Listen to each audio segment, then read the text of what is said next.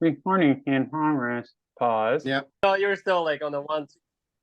You're still on like a 1-2 or something. It was just a funny story, and the funny story about JK is like waving at me in with this crazy windy place, and he's just, "Oh, Igor, what are you doing here?" I'm like, "JK, hold on to your stuff. I'm worried. We are not supposed to be here." And JK was all excited, like that was the fun part. I'm like, that was not the fun part, but small little memory. Yeah, the rotor race. I haven't been there in a while. The rotor race, yeah, just like yeah, and then we made it to Rosashland or something, and like everyone is there forever, and just like, man, I wish you guys knew where we just came from. Yeah. But hey, everyone, a lot of interesting faces. Cool. I fired up the recording just so everybody knows. So Oh, you're cool. on your best behavior now. And, Yeah. Delete everything I said. Yeah. So I think we're still having a couple people trickle in, but I think we can get started pretty soon here. It'd be cool. I don't know, like Doug, do you feel like giving us like the little prelude on like kind of your era of trying to stitch up that line on Oahu, and like a few of the things you tried for like a few minutes is kind of like the build up to hearing about the flight that finally connected? Sure. So I'd love to hear that if you guys are. My era and Alex's era are pretty close together. Yeah. So Alex came in after I'd been flying for a few years. I think we were pretty close to learning. You started in 95 and I started in 99. Yeah. So you had a 4-year jump on me. It was pretty close. Yeah. Back in the good old days where we thought Lanikai was, that was it. That was it. Yeah, that was it. And then the guys that I learned from were taking basically sled rides with no turns from the pillboxes into the park at Lanikai, like one shot, two, like lawn darting. But the line from Makapu'u to Nanakuli has definitely been one that was on my radar for a long, long time. And I tried going over the back at Poly and at H3, and finally kind of settled on going over the back in what is the valley there? Just like Oahu Manu. Yeah, and that neck of the woods seems like it worked the best. And I had quite a few trips from Nanakuli through the center of the island, kind of up over the prison there. It seemed like on the days where the convergence was working through the middle of the island, that seemed like it was the right route. And kind of back in the old days, what we used to do is we could fly Nanakuli, and they were still burning sugarcane. So, we didn't really have a very good idea of what the island was doing, but it was pretty apparent when they were burning sugarcane which way the smoke was blowing, and we would fly the center of the island, and you could see the wind from the smoke blowing in both directions. And, we didn't really have a very good understanding of what a convergence was, but, we got into them a few times kind of in the early years, and kind of learned, one step at a time. I used to call it the stepping stones. And, we'd put one step together and we'd make it to that place and figure out we could make it to that place fairly regularly. And then we'd try to do whatever the next thing was.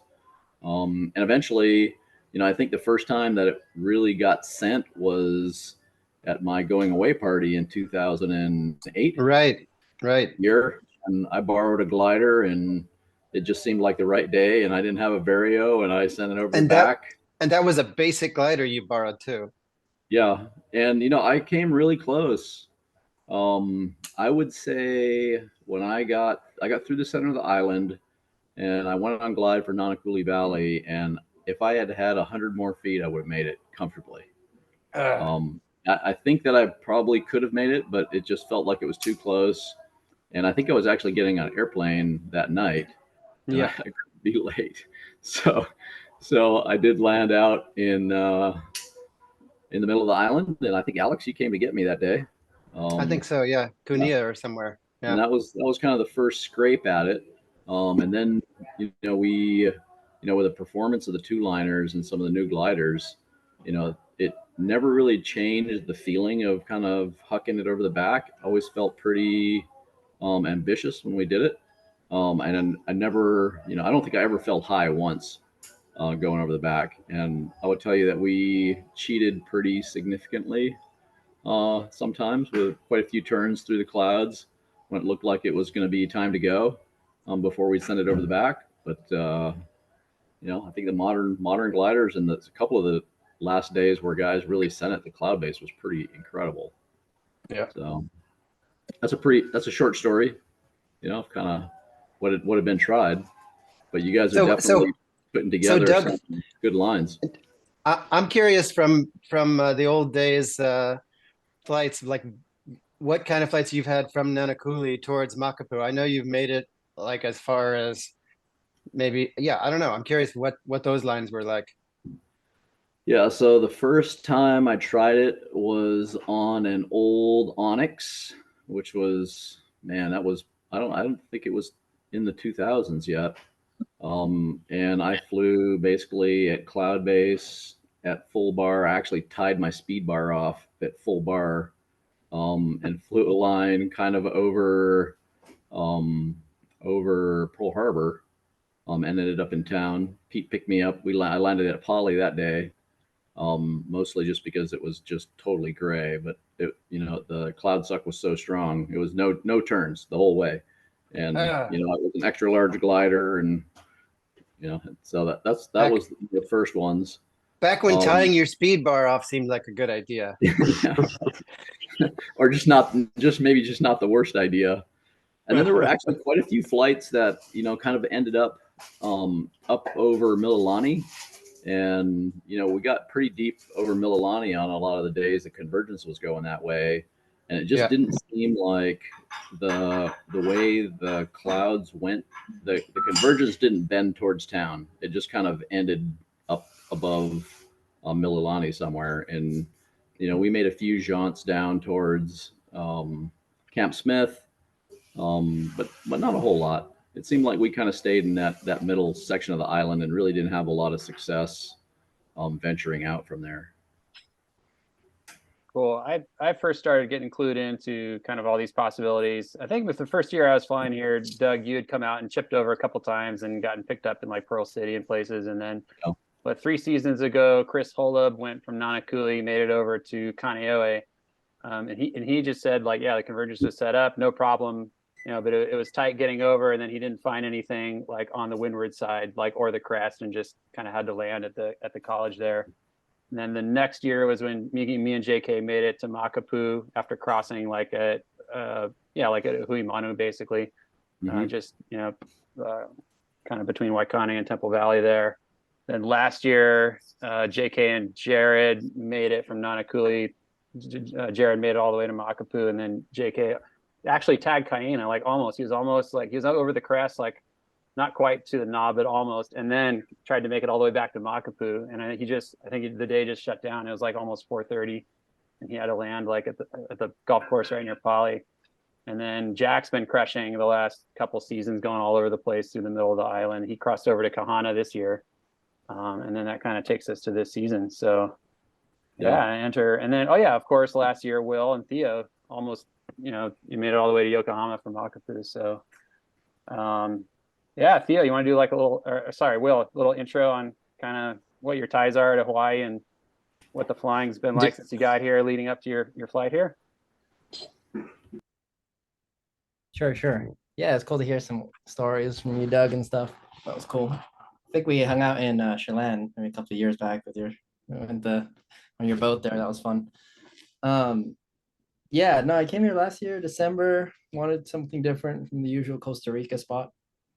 And I didn't know much about the flying here. The only guy I knew was Chris Anacroce, and I'm like, hey, how's the flying there? He said, it's great. When it's good, it's good. And he was right about that. And when it's not good, it's not good so it's mentally pretty challenging. I was like, nice, I'm going to fly every day, even just some bridge ignoring. I guess you could if you had like a lot of different size gliders. You could fly more days for sure. But Thea and I we did that flight last year, which was really cool. We just got super lucky with the convergence that day. And like how you mentioned that the convergence doesn't bend over Pearl Harbor there. And that day it just bent perfectly between the two airspaces. And so it's actually, that part was not that hard. Um, let's see. Should I start with the flight now or what? What are you guys feeling? All right. Oh wait, Patrick, you're Ju- muted. Just tell Okay. us if you tie your speed bar or not.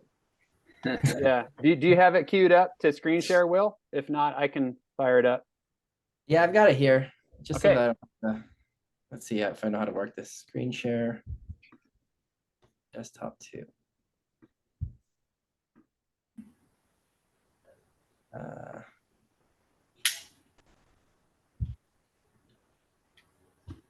Okay, it looks like it's asking me all these permission things. Why don't you do it, Patrick, and then I'll try to narrate from there.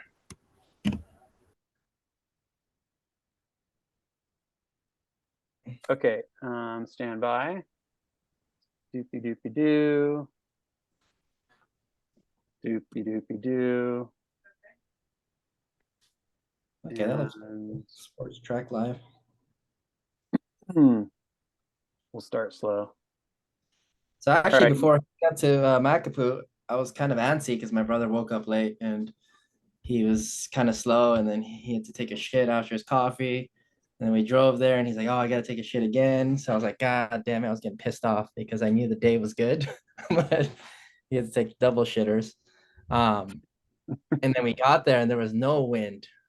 There was one guy, I don't know who it was, but he was just like scratching at the ridge height, and I was like, okay, I guess it's cactus. So we got up there. There was a small breeze, and I think they were just thermals, honestly, that from the backside that were pulling in. I don't really think there was basically no sea breeze at all. It was just some thermals in the back. Mm-hmm. And then, yeah, you can see there's a lot of turns. Yeah, I'm just looking at the track of your, there's not really any wind that I can see on that. Yeah. Yep. Okay, there we go. Hit play on that. It's funny, like watching your track, how scratchy it is. Like when I started going downrange from Ironwoods, like from the corner there, kind of the rule of thumb I was taught was like, oh yeah, $2,000 is like really nice to have. 1,500, you might be able to make it work. Yeah, these modern gliders are pretty good. So yeah, actually I was here with my brother, and he was like 20 meters lower than me at this part. And I was like, yeah, screw you, I'm going.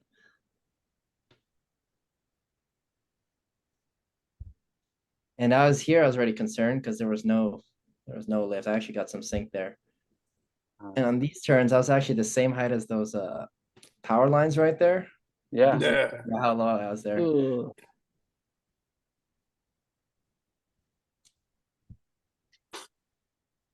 But over here, I always know by the power lines it works somehow. Maybe from the thermals in the back or the fields in front, and the bubbles end up here. But the patience game. That's the cow shit thermal. That's a old hang glider house thermal. Right there. Used to be cows in that valley, and you could smell the poop when you got a good one. Yeah, you could smell it. That's the best.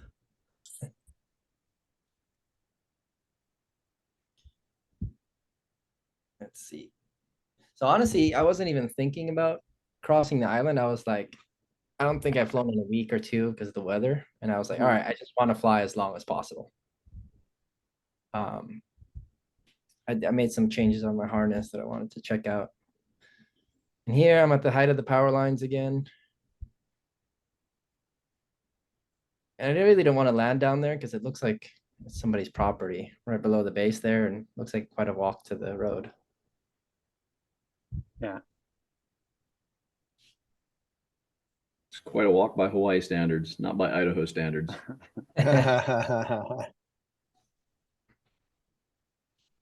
Can you zoom in a bit, Patrick? Yeah, and all of those fields we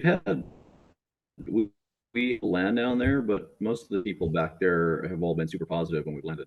That's good. Yeah, not too much drama. All right. So here is kind of an oh shit moment because Yeah. this ridge works, right? Even with like a 3-mile-an-hour wind, at least you can stay up, and you can see the altitude is just dropping. Yeah. I was like, shit.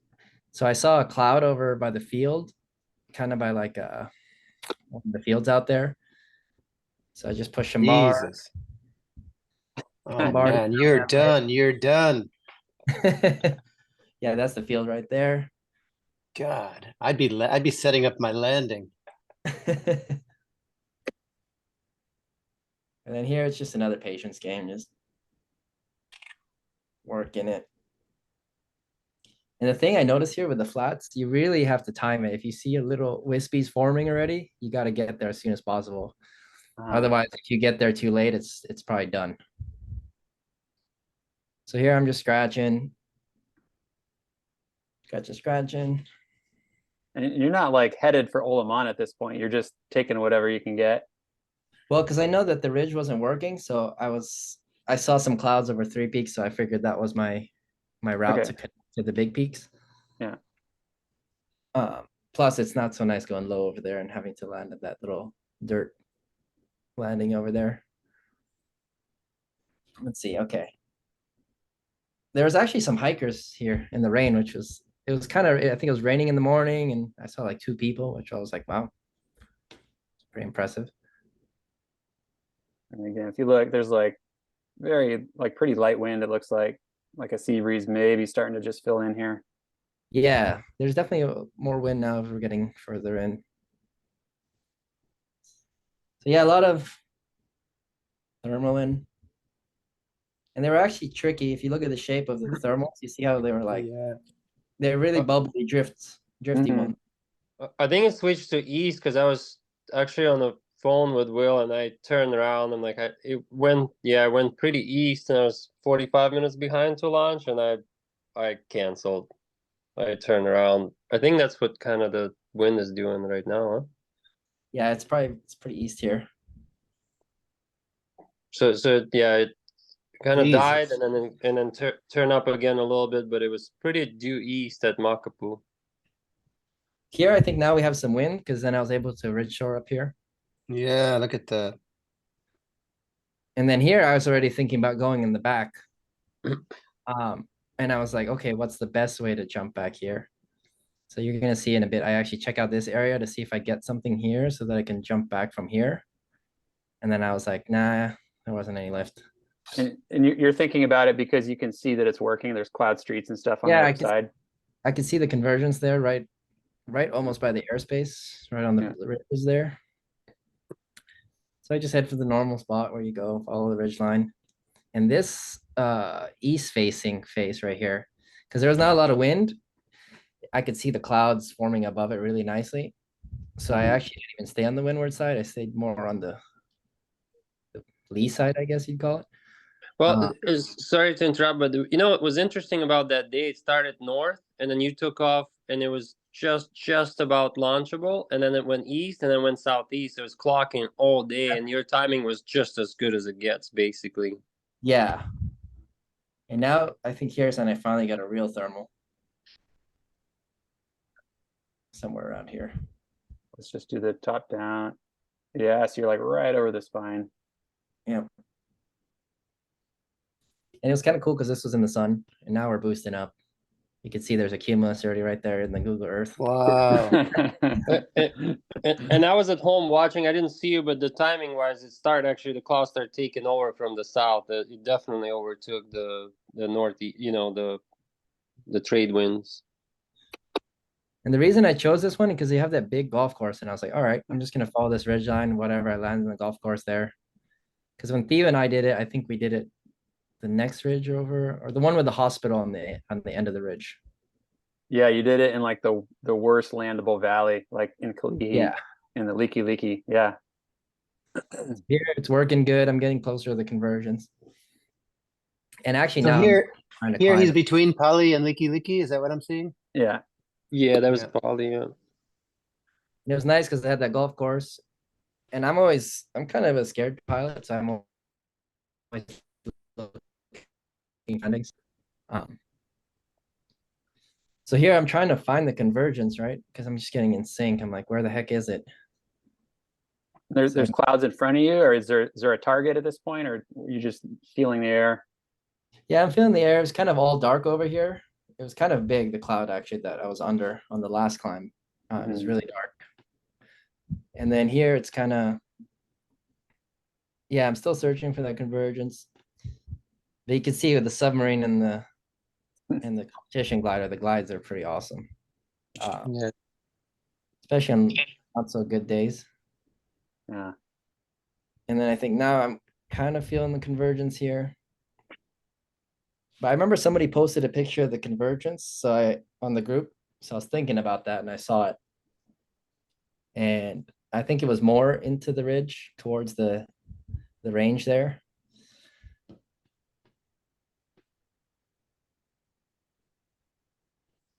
Hey, Patrick, could you do a little 90 right, looking towards the ridges? Other way. There we go.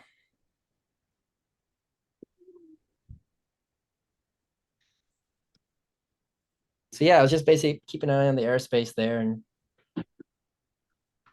there's some pretty good landings here. What was the wind doing at this point? Not a lot. Southwest. It wasn't that strong. You can see from the thermal drifts, not that much. Yeah, the thermal drifts are just kind of south, maybe a little bit, pretty much south. So here actually is when I left the convergence because I think it was lining up straight there. Mm-hmm. But I saw a little cumulus here and obviously it didn't work.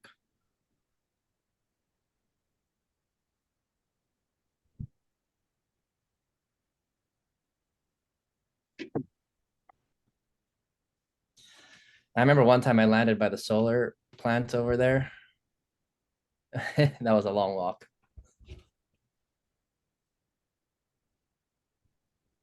Okay, it looks like I got a decent one there.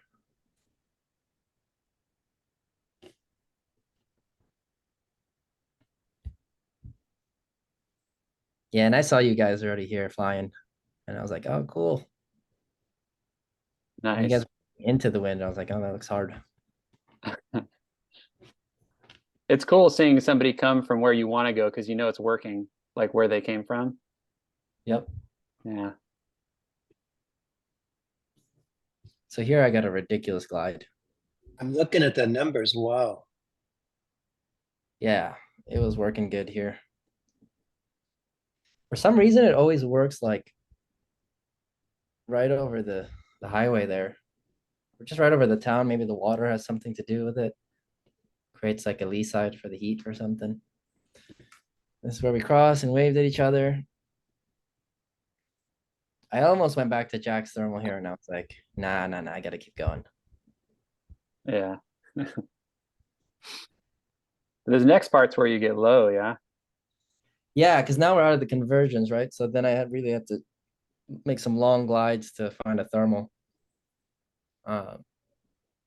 So on these glides, I'm always trying to go like at least 40 Ks an hour. Because now there was a bit of a headwind coming from direction would that be? Almost west, southwest. Mm-hmm. So there I didn't really climb much, but I'm always like testing things out and see if it drifts me into something better. So I'll take a couple turns in something. So at this Is that point, the wind indicator on the screen? The purple thing? yeah, but South to it's kind of southwest? garbage. It's kind of Okay, got garbage. Yeah, just look at the thermals for the wind, pretty much. Here I got pretty low and I figured, okay, I could land in this school field over here. And I think if I remember right, there were some clouds. Yeah, I thought maybe you were heading for that parking lot, looking at your track. Yeah. So yeah, this one's like a concrete parking lot. Should be working. And it was windier the closer you were to the water for some reason. Yeah, it looks like you're frisbeeing pretty good there. Yeah. You can see the thermal strengths there. They weren't that strong. I didn't get really up until now. It's probably 1.2 meters, maybe the best one. Mm-hmm. So I'm just milking this one, and then I'm already looking ahead of where I want to go. I was looking at these brown fields; they look pretty good, but the clouds were set up more kind of by the freeway there. So I figured, okay, I'll try the freeway first, and if not, I can always bail to the brownfields. Mhm. So it's probably least charted territory, that whole valley. What do you guys learn from, your attempts about like the windy valley urban part of it? You just have to stay high, and I try to use the thermals as shields for the wind. So if I see a line of clouds, I'll know that there's less wind downwind of them. So they act as kind of a wind blocker.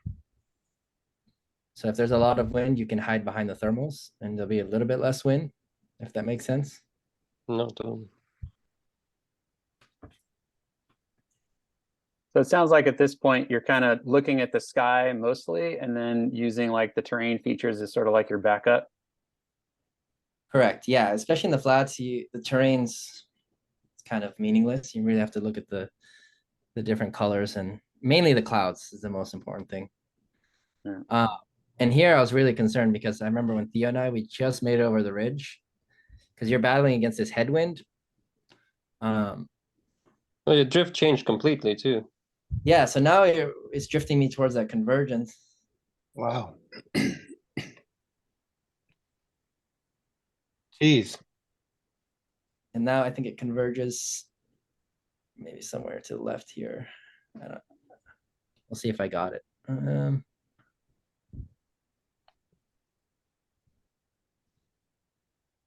But yeah, I found that was interesting too, that I was drifting that way. So when I noticed that, I was like, okay, there definitely has to, these two winds have to meet somewhere.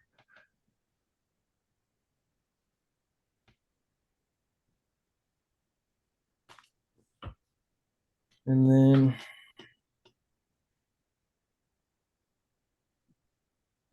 yeah, this mountain here is always the strongest thermals in the whole island that I felt on the front side of that. So at this point, you're definitely thinking like, oh shit, I'm gonna go all the way here. Yeah, now I'm like, no, I try not to get too excited. I'm like, okay. Yeah. So So you're just trying to get to Nanakuli and then go from there. Yeah, exactly. Now I'm just looking at the next step. I have a friend that was a really top hang glider. He told me a couple rules, and he's like, the first rule is don't be happy. Because then I you wish get this was not recorded. I would say another rule, but we'll skip that. So here I made it over the ridge. And yeah, this was the strong ones finally. So how were the clouds at that point? Were there clouds or is it clear? Yeah, there was some clouds right over this peak here. Yeah. Yeah. Will took a great picture and posted it as he's approaching the Nanakuli Ridge. And it some good clouds there. And here there's a blue hole, this whole area. And this one always trips me out because this is like a military base, I'm guessing, or something, storage. Yeah. Yeah, it is. It's a weapon storage. Yeah. Yeah, it looks like a bunch of nukes down there. And I I want was to land down there. definitely don't want to land down there. So I was working here. It wasn't working so good. There's a little bit of something. So is it pretty much the whole valley, right? Hard to tell from. No, you're pretty. He's pretty far up into terrain there. No, the military is where does that even end? Yeah, it's about halfway out of the valley, and then actually, it's a lot of times if you get super low and desperate, it's easier to go to the west or the north. You can get off the next ridge and be out of the military reservation. So here I was also looking at the airspace. It was working awesome on that ridge here. If you turn the camera just a little bit to the right, so we can see there you go. Those ridges were working great. I was like, damn it, I wish I could go there. Because there was a bunch of big clouds over those. But I know the airspace is like right on the ridge there. So I saw a little puffy here, little wispies.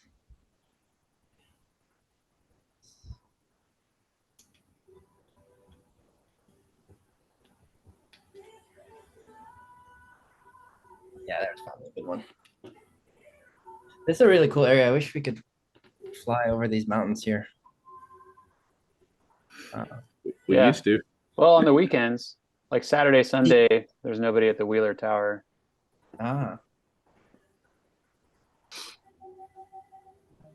So so that'd here be I'm just trying to milk this one because I want to make it over that ridge that we're going over next to the left. Hmm. so it's pretty east at this point, or that just the sea breeze or thermal? What is that? I think there was not a lot of wind yet. Looks like almost nil right there. That thermal. It was just the thermal. And here I was like, oh shit, It hopefully I changes can a get lot over near the the top. terrain. I love this line. Yeah, there was some good clouds over this next mountain here. I'm just going to orient the viewers by showing the coastline here. So yeah, so this is the ridge that we've been launching the last couple seasons that kind of Doug told us about. Yeah, works good there. Yeah. And then here I'm already at cloud base, so I leave. And it's just boosting, boosting, boosting. Wow, now you're getting higher than the whole flight. Yeah, now I'm at the highest. Look at that. It's just Yeah. this is actually a crazy part. I like thought I was sucked into the cloud and it released me into this hole in between all the clouds. I was like, whoa. So here I get a Man. crazy line. Look at that. You know you got it at this point. And what you don't know is Mark went to the end of the world and he couldn't take off. It wasn't enough wind. And then it was like clocking around for him. And he ended up trying to launch in some weird spot up at the pillbox at Cayena Point. And I said, Mark, keep your eyes out. There's a dude that Will's going to be flying over you any minute. I did see a dude with a glider on the ground, actually. Yeah, that was Mark. Can you zoom in again, Patrick? Yeah, so over here, I'm not like, oh, I have it in the bag yet because I looked at the wind alert station. Yeah. And it was still saying like a little bit more west. So I was like, okay, nice. I can ridge shore it all the way to the end, which was you'll see here in the end. But Because on your flight with Theo, you guys just got drilled, right, at Yokohama? yeah, we got drilled. We were about the same height as this, and we just got drilled all the way to Yokohama because it was coming from The north side. North. Yeah. the north. So are you thinking like, do you have enough altitude here you could cross over to the north if you wanted to?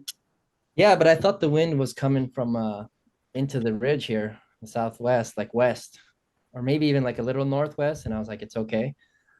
And what made me think that is, see that I hit a little lift there. So I was like, oh, nice. The ridge is working. Mhm. Wasn't a thermal, but yeah, here a little bubble again. And I was like, oh, nice.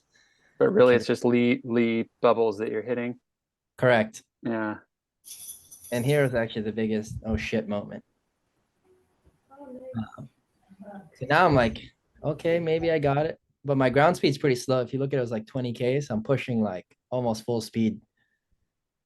So it's like 10, 13 Ks without speed. So here I was like, all right, I hit something. Maybe I'll take a couple turns. But yeah, I should have paid attention to that drift. See how much I was in the lee already. Yeah. So here I'm just focused. I'm like, all right, I'm just going to get to the end there. And I get drilled with like -4. Yeah. And then I So was it was north then, pretty north. yeah, it was very north. And now I get the real shit. And I'm like, oh, fuck. If you actually zoom in here, at this point, I got out of my harness. I opened the zipper and I was like, fuck, I'm gonna Jesus. have to land on that fence, right by the fence. And I just made it around. It looks higher on the track, but I was the height of that concrete Yeah. pad thing right before Holy the shit. pillbox. I came in like 2 meters over that thing. I was like, shit, I'm gonna have to land on this trail. And then here I was just working at Red Shorn. So yeah, now I was happy. I was like, okay, sweet, there's landings. And what was the worst, because I didn't even look at if there was landings behind that hill. So I was like, oh, fuck. But I said, at least I'll be into the wind. I can kind of flap it in. And then this is where, yeah, I sent a picture over here.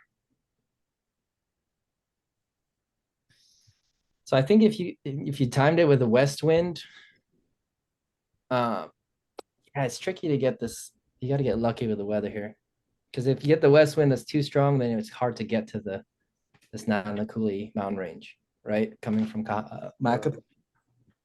Yeah. So I think the best is like something with a light day that gets stronger later. Well, and sorry. My Go idea ahead, is go. just like if you can launch a no, basically very minimal lift, and then you're just relying on sea breeze, so it's always coming from the ocean. Yeah, I think it'd be really cool to do it from the end of the world to Makapu. We could time it with the weather. I think that'd be pretty. I think that'd be a bit harder actually. Yeah, sure. that'd be. You So gotta launch somewhere. One of the things that we've found over the years is that there are a lot of days where you can launch at Makapu'u and use the light north. North is really nice to float down the ridge, and the convergence will set up, and then the whole west side will be in. It'll be blowing in on the whole west side. So if you can make that crossing through the middle, a lot of times once you get out there, it's a totally different wind paradigm than the whole rest of the island. Yep. And one of the things that I noticed, and I had some luck with, is Makua Valley. If you're not in airspace in Makua Valley booms. And some of the biggest climbs I've had on the island have been in that valley itself. I had one day where we climbed up and over and landed at the drop zone from Makua Valley. So that may be a move. If that's in the lee side, there's some big strong thermals coming out of that valley. You may be able to just cross over there. Yep. Isn't that the most south facing basically and protected, huh? Yeah, those mountains are actually pretty tall too. So even if you do have a little bit of, I guess, tradesy wind, it'll be it can be protected. There's a lot of days you'll go out to Makaha, and my dad told me this back from as far as the 60s. Is there's a lot of days where it blows on shore out there through the middle of the day, even on normal trade wind days. Oh, that was, yeah. Will, man, that's cool, man. I'm pretty psyched that you made that extra little stepping stone, Yeah, thanks for tuning in, guys. That's super cool. Yeah. So what? I think one day somebody could make it there and back. I think on the right day, you could do it. Yeah, that's what Wow. what I wanted to ask you, like from like the speed to fly perspective. And you said you got a late start. Yeah. You launched it. What was it about? Like between 12 and 1? Is that right?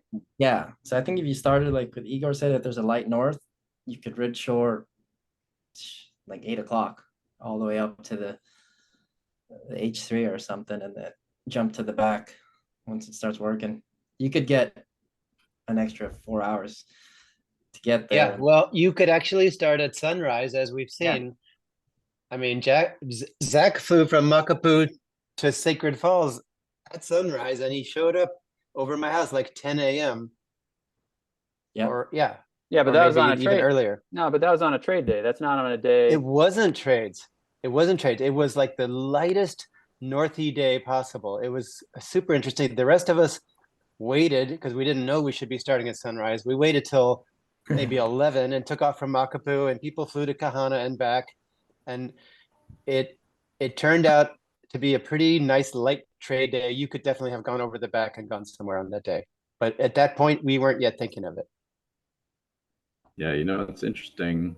If you think of the island and which side the sun is going to hit first, where you got to start and finish, the windward side will catch the morning thermals first.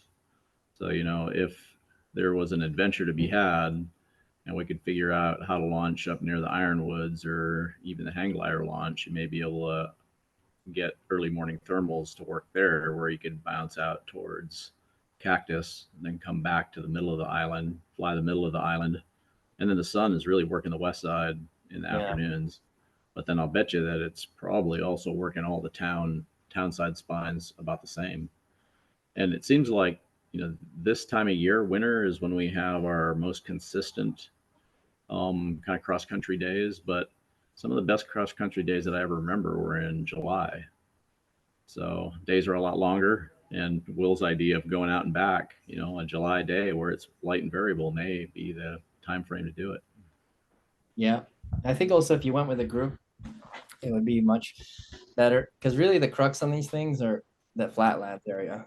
And, the ridges is kind of pretty easy to tell where the thermals are with the clouds and stuff. And if it's windy enough, you're ridge shoring anyway, so you're not really worrying too much. But just getting in those flats and having a team, a couple of guys to spread out and help you find the convergence, then you can fly faster and get there faster and back. Yeah, I used to think about it like, if you can ridge soar, if you could get to Waihole, Waikane about 1, that seemed like it was about the right timing. You ridge soar down there, the day starts to turn on. You can use the thermals to get up and over the back and into the flats when it's on. Yeah. Yeah. That's pretty fun.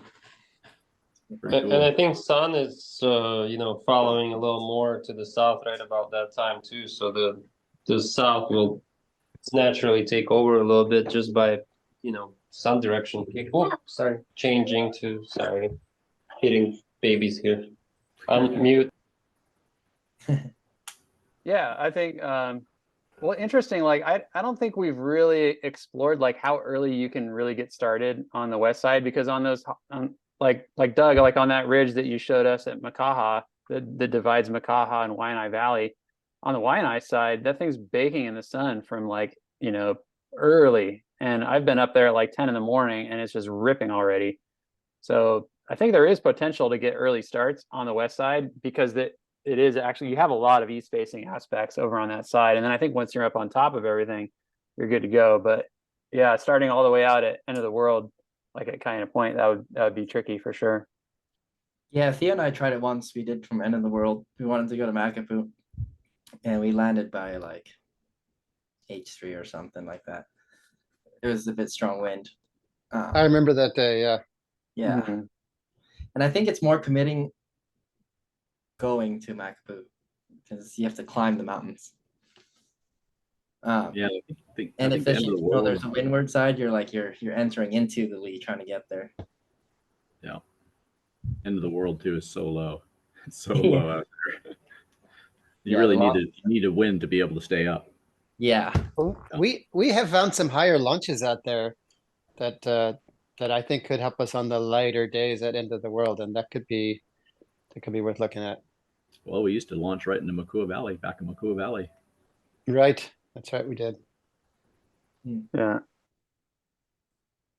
Well, I have a couple of just technique questions. Sure. I noticed you had quite a few like turn reversals, like you'd be in a right-hand turn and then you'd switch to like a left-hand turn or vice versa. Yeah. What's going on when you decide to do that? Honestly, it's not like a lot, not thinking about it. It's just more like I feel like I have to do it. And I guess, if you really get technical with it, sometimes when you do that turn, you're like, let's say you're going right. You've done the few right turns and you're like extending your right turn. You're like, wait, it's getting a bit stronger in that extension. Let me try the left side. And then it could be better. Yeah, do that a bunch. See my tracks, and this is what you learn with a lot of competitions too, is you never just stay in your thermal and you always have to think that there's something a little bit better nearby. So you kind of fly in this way that you're always searching for the optimal lift. Even though you think, oh, this is really good, I'm in a 3 meter, I'm just going to stick with this. There might be a 3.5, 20 meters away from me. Yeah. And I think that's what the competitions help you can, because you can actually visualize it. When you're flying solo a lot, XC, you can't really see the air mass in a 3D picture. But when you have 100 gliders, you know, you're climbing here and people are climbing there, then you can kind of visualize that.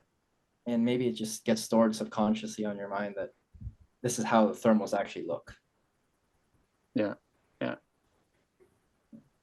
Yeah, I do a lot of turn reversals, and I used to fly mostly all circles, and I was at event in Chelan years ago, and I watched Nick Grease, and I was like, man, he's just doing figure eights over my head. What is he doing up there?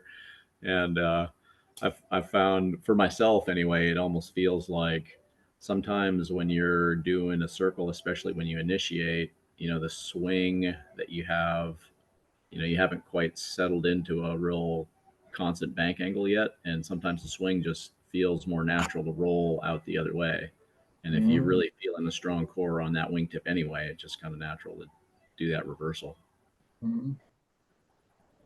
Yeah, I think I just have trouble. Like if I abandon my 360s, like my mental map of my orientation in the 3D space is like, it's kind of hard to reestablish, right? Because that's the fact that I'm 360 is the only thing that I can anchor on.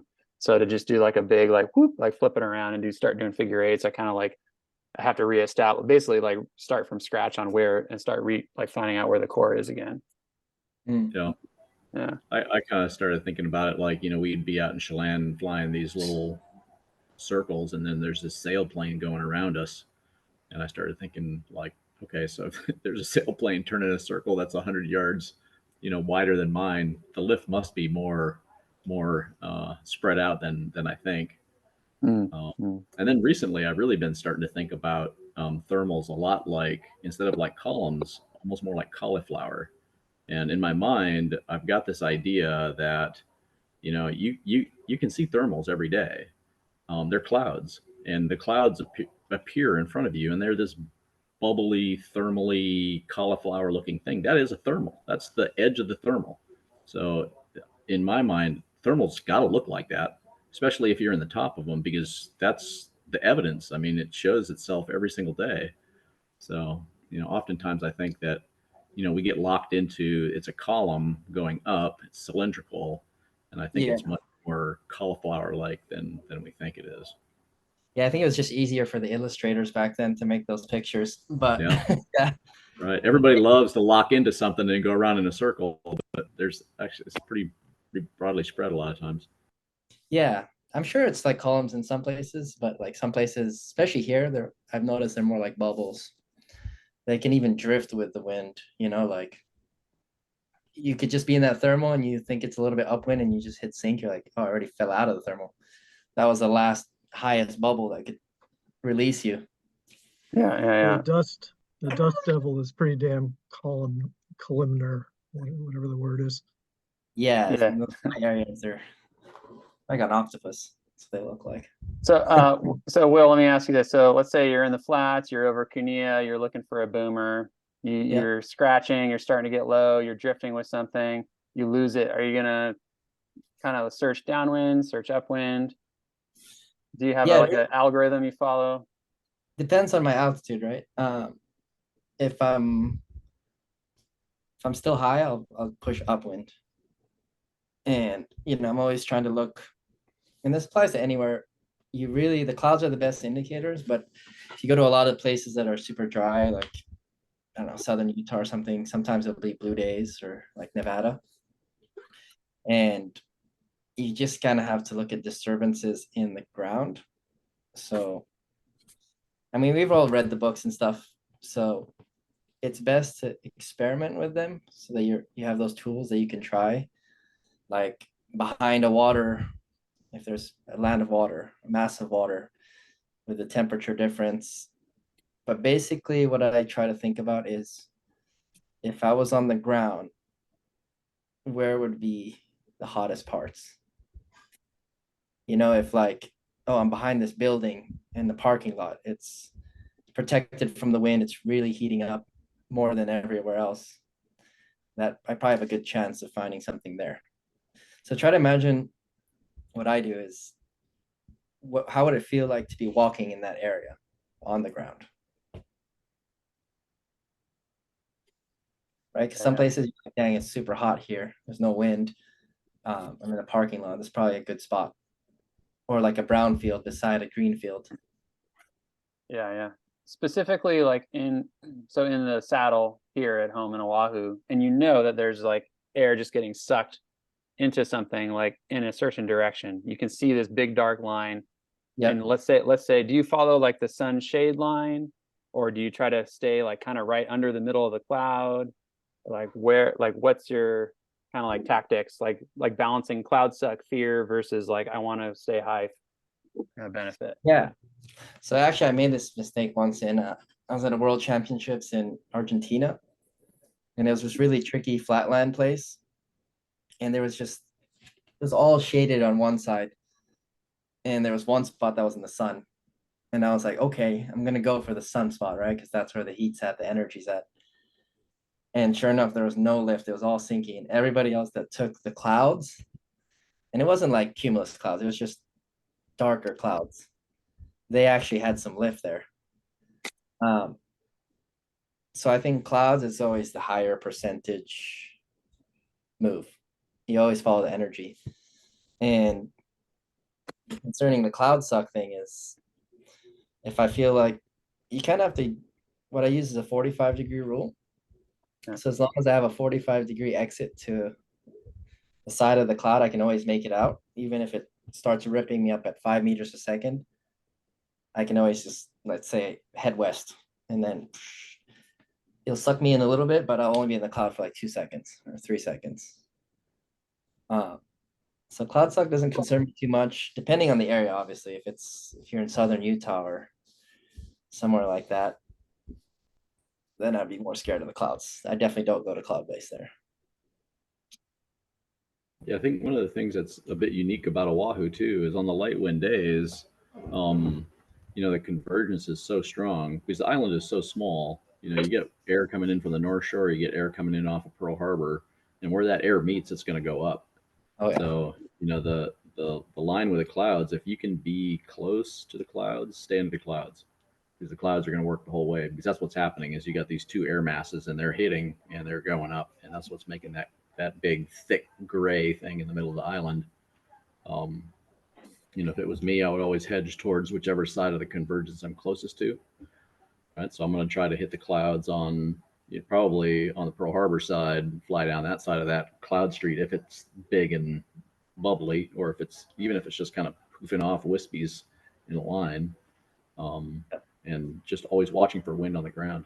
Because a lot of times you can see the wind on the ground. There'll be flags that you can see from height, and they're all blowing. They'll be flagging right into the convergence. Yep. Yeah, another thing I want to say about convergence, which I learned in Chelan, is sometimes you have to make a drastic move. Like, let's say you're heading north and you're in this crazy sink line.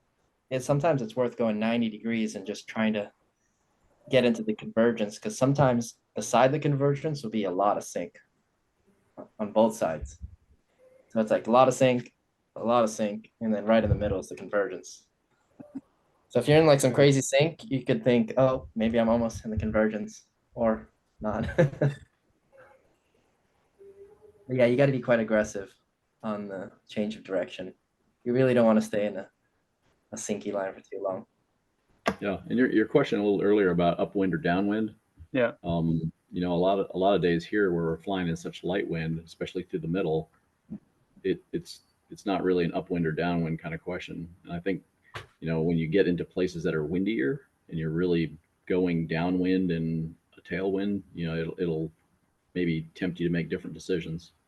But here, I don't think there's a right upwind or downwind kind of answer. If you fall out, it's more about expanding your circle. Maybe throw a few figure eights in there, see if you can hook back into it. That, and a lot of times, whatever it is that worked earlier in the day, it seems like most days, if you fall out of something and you got lucky and you found it again upwind, the next time you fall out, try upwind again. If you fell out and it's downwind, then try downwind again. And a lot of times it's just very day dependent. Yeah, and I'd encourage people to do that, to really experiment on mapping a lot, because a lot of people think the best pilots they glide the fastest, they hold the full speed, the most, but actually they're all the best climbers. It's really the climbing where you make a difference. Like if they're averaging 3 meters a second and you're at 2, you know, over 100K task would be like 45 minutes behind. Just that 1 meter or half a meter every climb, it makes a big difference. Just the time you spend in thermals versus gliding. But yeah, just have fun and search around. And especially if you're high, then you can really play a game. You know, if it's like shitty in the big mountains, so you're like kind of stuck in this one area, you just practice and experiment your models. Yeah, I've been playing around with a convergence up by Mount St. Helena, and it didn't have anywhere in particular to go that day, so I just drifted with it. I knew it was a convergence day, and sure enough, it just brought me into this like steep convergence. It just was going up, and now I was in this ridge that I could just travel down. So it was yeah, I love that approach to it. Hey, great flying. I got to bounce. Thanks a lot for the talk and everything. All right. Cool, man. Thanks. Guys. All right. Take care. Yeah, I'm totally like hogging all the Q&A, guys. Jump in if you want. But Will, what kind of weather forecasting are you doing, or what tools are you using? Are you looking at like what's your kind of order of priorities as far as like base, light wind, you know? Yeah. So I'm actually the worst technical guy. I get a base idea of the wind and stuff, but I don't know how to read SKUT charts. I don't know how to look at lapse rates. So actually when I was in Utah, a lot of the XC guys, I'd always text this one guy. I was like, yo, how's the weather? He's like, bro, I'm gonna teach you. Because he was like, he always knew the best days. So I'm like, hey, is it good tomorrow? And I think that's important, you know, especially if you're flying XC alone and nobody else is there, or if you're some big terrain like in Idaho, or where you could worry about some big clouds and some gust fronts and stuff like that. But here in tropical places like Costa Rica and stuff, I mainly look at the wind and just look at the clouds. See outside of my kitchen here how it looks, because the clouds can tell you a lot, like what's the upper winds, you know, right above the peaks with where the cloud is tilted towards, and that kind of just gives me an idea. And as I'm doing my flight, I'm looking at wind alert and looking at the different wind stations at the places I'm going to. Yeah. So I think that's really awesome that we have service here in the air. That's pretty nice, actually. Yeah. Yeah, I've used Weather Underground for my predicting for a long time, and I just look at the week and I see when it turns light or when it turns south, and those are the days that look like they're going to be pretty good. Then if you can, you know, then it's just you got to be able to commit the time to go. The other one that I like is if I can step outside the house in the evening and it's going katabatic, especially on the windward side. If it's light enough for the katabatic to take over and start blowing sea breezes out, and you feel that cold air coming out of the mountains, that's when I start getting excited. It's like, ooh, it's gonna be good. You guys have a good way to forecast if there's like going to be clouds in the mountains on the next day? Because I want to do the Stairway to Heaven hike, but it's always in the clouds, you know? Yeah. Well, so we used to talk about it like the highs, and in the wintertime, it seemed like when the highs come down and sit over the islands, we'll get the clearest days. So like for the Stairway to Heaven hike, you know, it may not be very good for flying because the high pressure is so high, but it's super clear.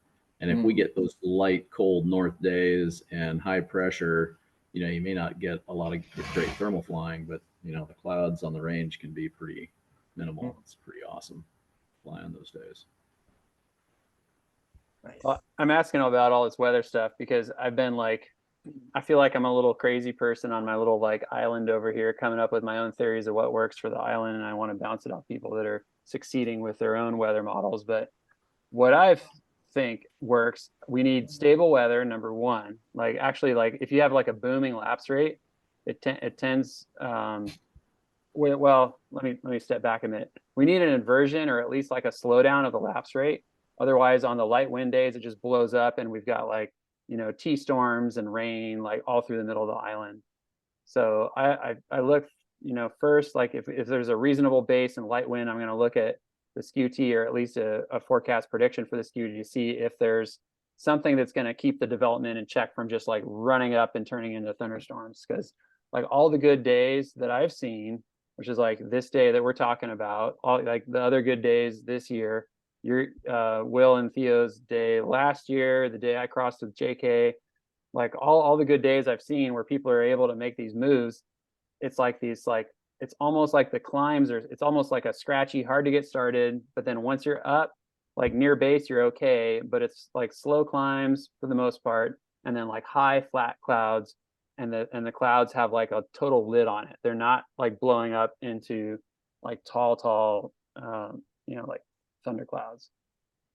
So Yeah, I think it's I look it's for a that really like good observation. I look for Yeah. that like really Yep. slow down in the lapse rate, so it's like going back like wah, or an inversion, so that that the cloud layer is going to be like thin. It's not going to be like a 10,000 foot layer of cloud. It's going to be like a 3 or 4,000 foot layer of cloud. Yeah.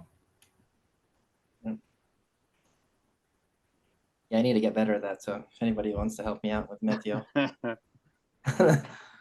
And then now Doug, I was wondering like with your like where the convergence sets up, if my theory is that if there's a little bit of a push from the north Meteo at all, then it tends to set up a little further south, like over like clear of the Wheeler airspace. But if there's actually like sort of a push early on from the south over the whole island, then that convergence tends to get pushed kind of right square up into the Wheeler airspace. And that if you were to just punt over Nanakuli, you're going to have blue skies. Yeah, I don't think that that's too far out of being correct. I've kind of mostly looked at it going the other direction, and I think I'm sure you guys have proven it's doable, but I think the more probable flight is ridge lift down some direction, some amount, and then over the back into the convergence. Otherwise you got to get from wherever the convergence is coming from the west side, and either got to fly the convergence all the way down to Makapu'u, which I think is probably pretty doable. Yeah. I mean, a couple of more climbs, like, in the Manoa area, and you're probably to Makapu'u, flying down the town side the whole way.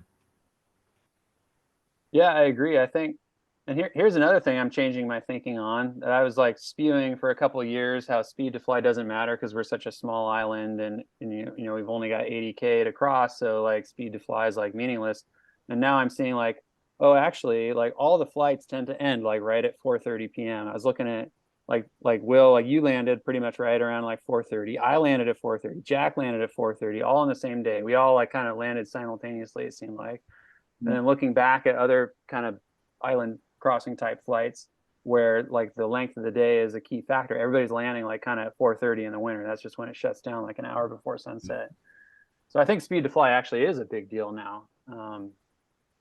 So Yeah, it's definitely a big deal. yeah, Everywhere you always should be on some kind of optimizing your glide angle, unless it's like 0.5 downwind, 0.5 meter second average downwind, then you could just stay trim. But anytime it's above 1, you should be on some speed, even if you're going downwind. If you have the high. Yeah. And on these days that are like the good Oahu days that I've noticed anyway, are like the more stable days, because it's not blowing up into rain and thunderstorms, which is what let us like muck around through the middle of the island, in the afternoon. The climbs are not boomers. If you get like a 2 meter second climb, you're psyched, right? That's like the climb of the day if you're going up at 2 meters a second. Yep. So you got to really. And I was talking to my brother about this actually, and I was, how when you're gliding, how you should be super optimized, because if you're messing around, grabbing shit, and your hands all over the place, you're creating all these drag, and that caused you to have that 5 meters that you could have made it over the ridge. It'd be a 10K glide, so you think it didn't affect it, but if you had the extra 5-10 meters, you would have made it. So you really, staying disciplined is pretty key. Gliding is not where I chill. I chill mainly in the thermals, actually, is where I chill. Yeah. That's why I'll eat like snacks and stuff, drink water. And then on the gliding, I'm very just trying to keep the wing steady. Yeah, that makes sense. So Yeah. Now, Doug, to your point, yeah, like because me and Jack were going the other way on this day when Will was going towards we were heading towards town, and yeah, we stopped like right after we cross paths with Will. We kind of stopped because it seemed like there was like overdevelopment was sort of like blocking everything, or at least our comfort level. We didn't want to like cross over to the windward side because the base was lower. We didn't want to like punch through town because it was like dark clouds like right next to the airspace. And we're like, oh, we're not going to be able to like escape and out towards sea because the airspace is there. So we just kind of in a holding pattern for like an hour, like I between drove like, under you guys that you were over Halava right then. Yeah. yeah, like Halava and like Pearl City, kind of near the H3. And then Right. after like an hour, sure enough, it like kind of opened up enough heading down towards town. We like went for it, but by that time, like the day's already starting to shut down. Every climb's like weaker than the next. And the one we got off Wahila Ridge, like right behind UH, was like the last like good climb. And then like I didn't find anything and landed behind Diamond Head and Jack and Palolo. So yeah, if we had like a half an hour more day, for sure we could. I think we could have gone to. I think that dark gray convergence, man, that stuff works great.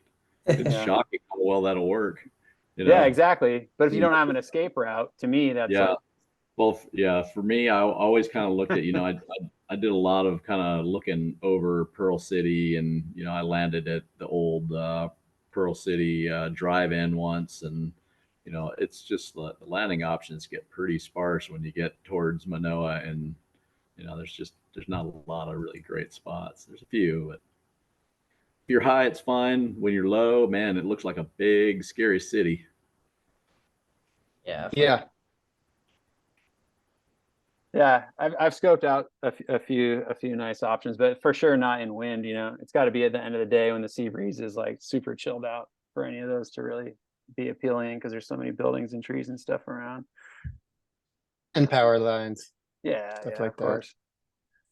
Yeah. Yeah, well, psyched. So yeah, this is awesome, man. I'm so stoked you finally like linked that up, because honestly, like I'll be a little. It's an awesome flight, but I think now that that's out of the way, now the creativity of like everybody else is gonna like really pop out, and people are gonna be like going all kinds of wacky spots like we didn't expect. Be like, whoa, what? Yeah. Like No, Mark's you been guys punting start into the earlier. convergence from Mokuleia side. Marcel did too. Marcel had a boomer of a flight starting over at the knob and heading into the middle of the island. And so I think pretty soon people are just gonna be going like starting from everywhere and just like crossing paths, going everywhere. I think it's gonna be Right. rad. If you didn't fly a convergence line, who cares about it? Yeah. Yeah, I think Mark is thinking about convergence every day now. It's like all he could talk about. Convergence is the best feeling though. Right. I was in Argentina once, and I had the craziest convergence in my entire life. It was going up at 6 meters a second, and Jesus. it was 10 Ks long and like 3 Ks wide. It was actually kind of scary. And I broke the airspace because there was like a ceiling, and I watched this guy spiraling in front of me for 10 minutes. And then he eventually gave up. Trying to get down. Yeah. Trying to get down away from the convergence. That's a horrible feeling. Yeah, the convergence is fun. There's some special places in the world. Chelan has some good ones too. Yeah. In my neighborhood in Eastern Washington, we get some convergence set up, and yeah, I spent a lot of time on bar going really fast, trying to stay not so in it. You're right. Yeah, so let's flip back to last year. Will, I was just looking at all these track logs over the last few days, and it sure looks like Theo, like kind of right over like Waipio area, like in the saddle, kind of near Pearl Harbor, like had to spiral down like hundreds of meters, and you did some descending maneuvers too. And I wanted to ask you, like, was that just like a total cloud suck situation where you're like, oh fuck, here we go, all right, exit, pull the ripcord?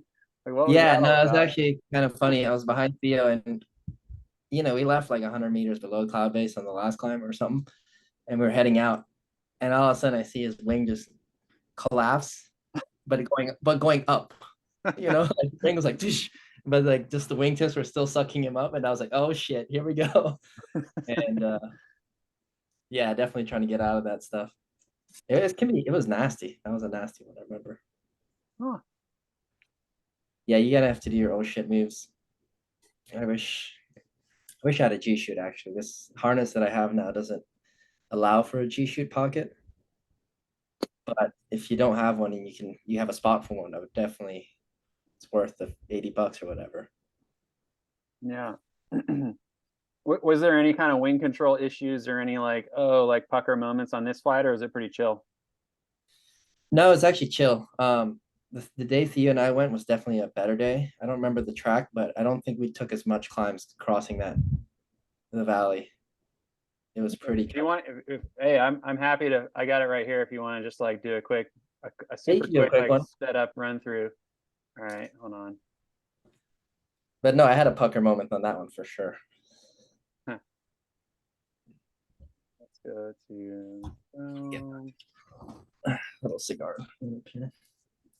By the way, Patrick, my when I saw "Fly Above All" sign on, I thought it was Grantham, but it's Lewis. No, it's Lewis, dude. Yeah, it's like.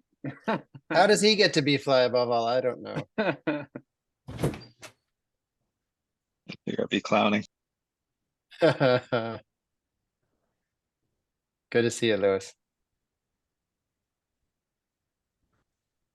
Yeah.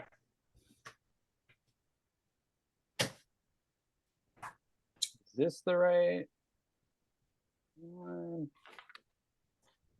All right, are you guys seeing Theo and Yeah, two yeah, icons? yeah. Right. Okay. I guess I'm partenaire. Partenaire. Yeah, no wonder I feel so good. I have a French name. Yes. Okay, here we go. Yeah, so I think this is similar. It was pretty light. So I think there's something about that light day. Sorry. Shit.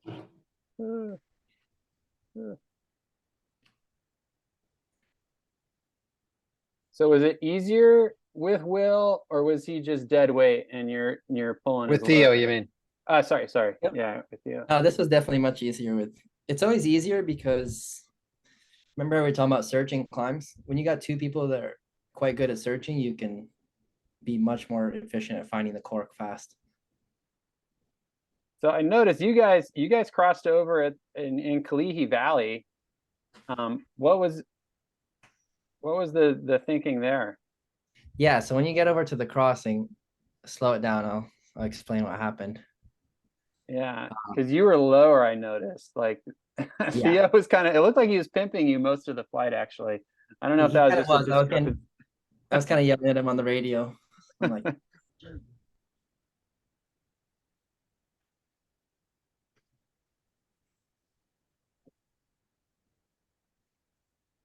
this part's pretty cool. Is that K?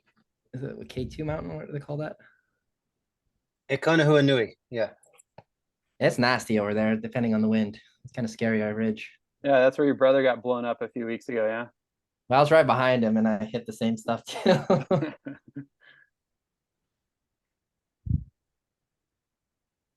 So yeah, you could tell this day was better. Yeah. Yeah, we're at 1200 here. That's high. Yeah. Yeah. Yeah. On my recent flight, I don't think I got 1200 until I got to like the west side. So yeah, here Theo got this somewhere around here and I couldn't climb. I was pissed. I was like, where the frick is it? Okay, maybe it's not that one. It's the next one. Maybe. Yeah, it's the next mountain.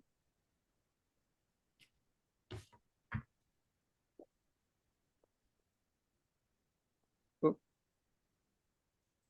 So yeah, Theo's really good at climbing this light shit because, you know, it's from the UK. So they're used to. Right. Yeah, see, I was like searching everywhere and I was underneath. I was looking at him the whole time. I was like, God. And I did a classic poker move here, which is you're tilting. So I was tilting and I said, fuck it. Wait, what does that mean? Sorry, let's pause it. What's tilting? What are you talking about? Tilting is like when nothing's going your way and you kind of just go all in, make some not the best moves. Okay. because I didn't want to slow us down too by going back and trying to find the climb again. Okay, so then you just punch out on lead, like you're low, but you're like fuck it, and you head out, Yeah, exactly. and then you let him pimp off you. Yeah, and You're a here team. he was a good team.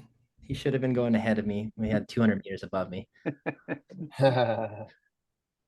And yeah, I found something on that side. It was pretty light. But actually, this whole day I was kind of struggling to climb good.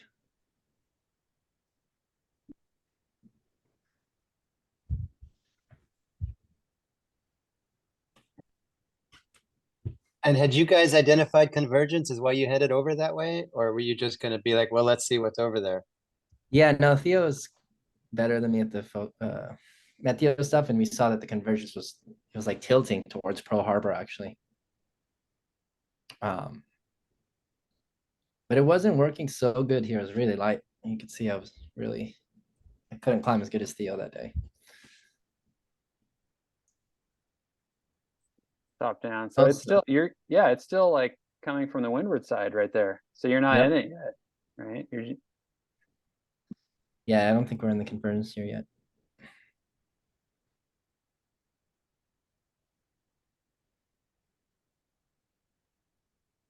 And to be fair, at launch, like his icon was like a little above your icon, so it's not like he was that far above you in reality. I think Exactly. I'll give it 10. there's like some tens of meters that Mhm. it's just the program. So yeah, you see we're super patient here. Just trying to milk things. Yeah, you got nice landings nearby. There's a golf course right there. Yep.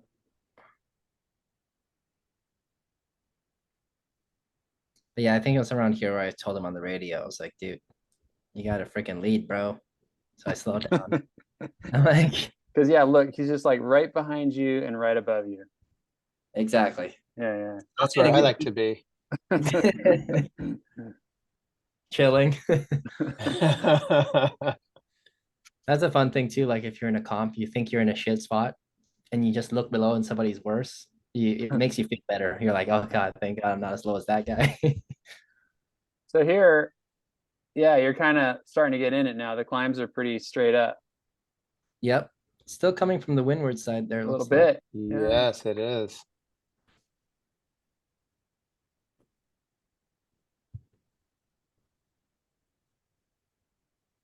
Yeah, and he's getting a ridiculous glide here too. Are you guys under a cloud cap at this point, or not? I don't remember. Probably. Yeah, for sure there was some clouds that day. So here I'm finally catching up with him in a better climb.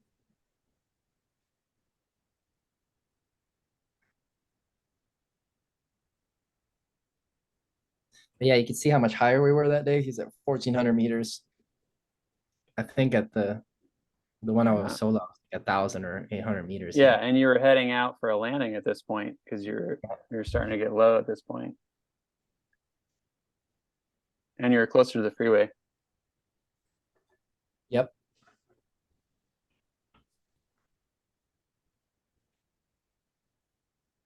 This day was north too. I remember thinking Makaha was going to work, and me and Alex hiked down because it was like northwest wind just like strafing us on the hike, and we I don't even think we flew. Yeah, we hiked down Macau, then we drove around to Dillingham. Yeah, that's right. And yeah, it was definitely kind of a north push on the Medio. What was here the you- date? I don't know. We'll figure it out, but yeah, here. So now, oh, look at that. So now you're working as a team, finally. Yeah, we're finally the same height. Theo's pulling his weight, finally. I think after here is when we get in that convergence where we had to spiral down a bit. Yeah, it's like right here. So you see our tracks are trying to escape it. Yeah, you're like, ah. Like, no, let's get out of here. So yeah, we're out of it. And I remember this getting over the backs on the front side of this. It was nasty. I think I hit like a 6 meter. I couldn't believe it. I was like, there's 6 meters in Hawaii.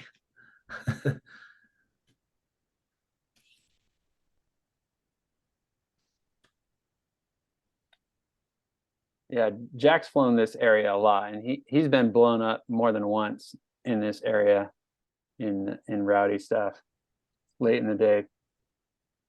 Yep.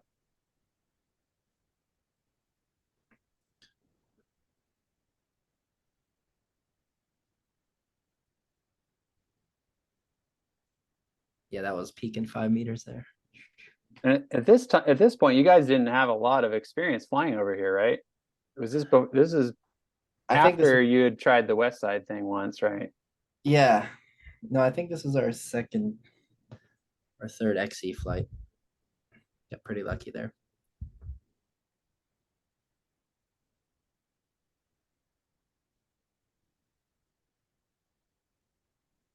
What was that left turn all about? I think we were trying to avoid the airspace. And I think there were some clouds over here. Usually there's a cloud on that little there. The middle spine here. Yep. Yeah.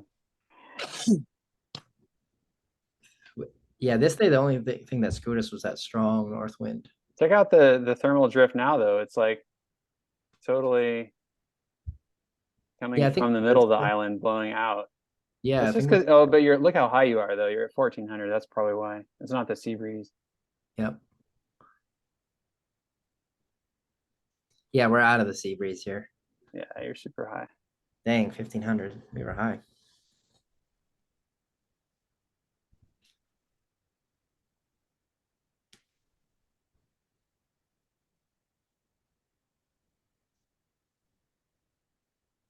Did you get a different phone from this flight? Because I see there's a bunch of those like little glitches in your track.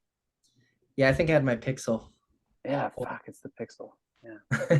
Yeah, I think I used my Pixel to send that traffic. This time I used my little XE tracer, which I like that a lot. It's a good instrument.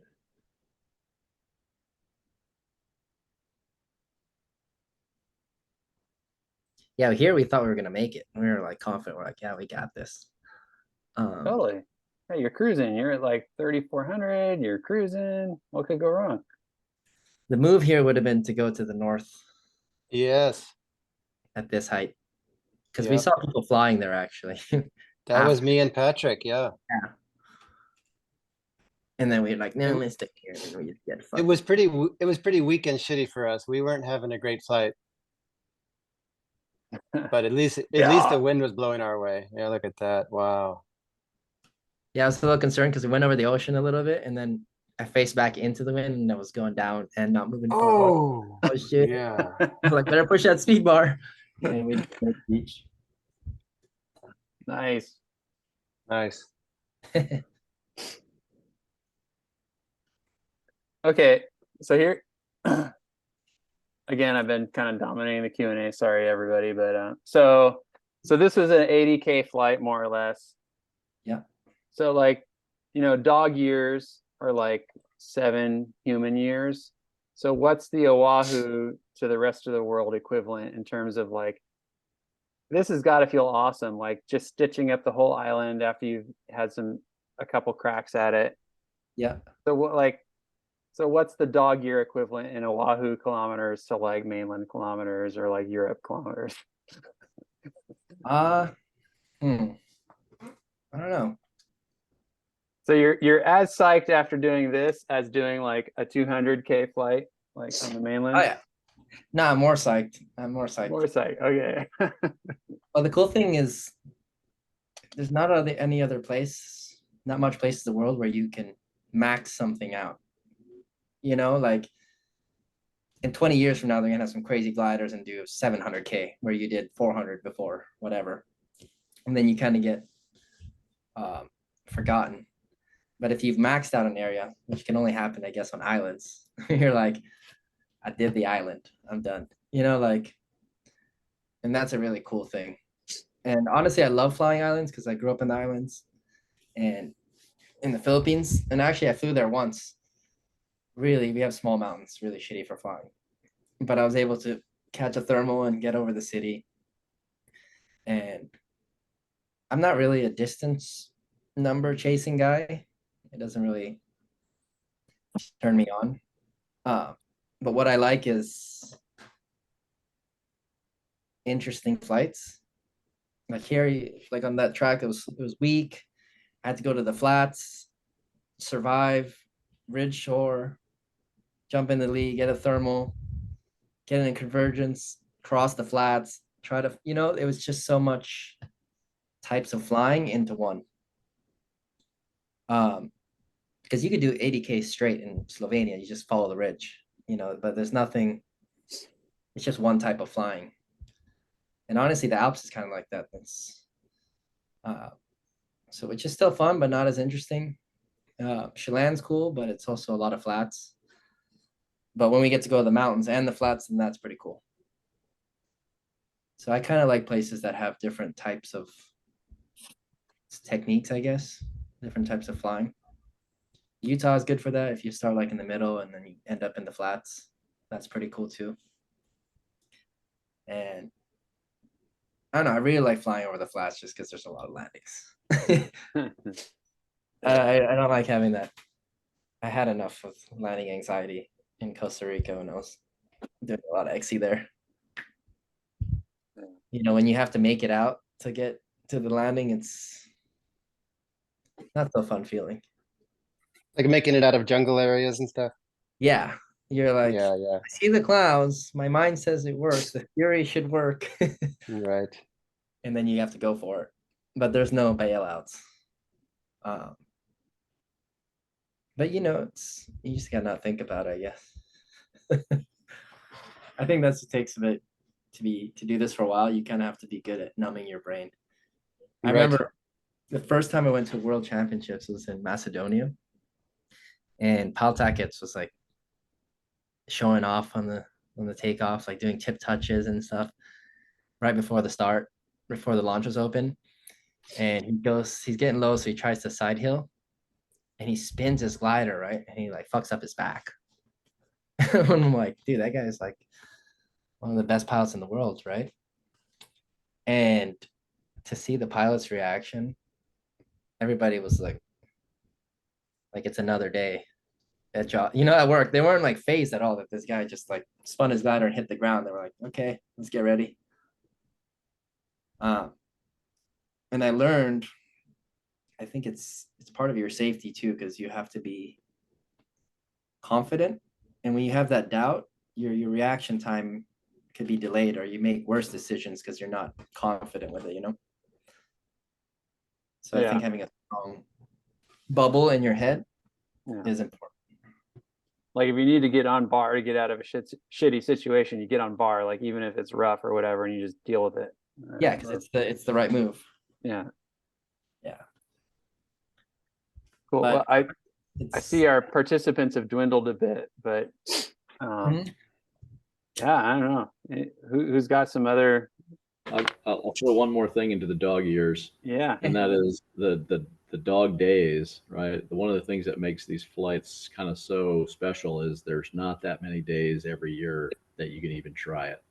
And to be able to align the three things, which is the time to do it, the day to do it, and the will to do it, is, man, that's the thing that makes those unique flights really special. Mm-hmm.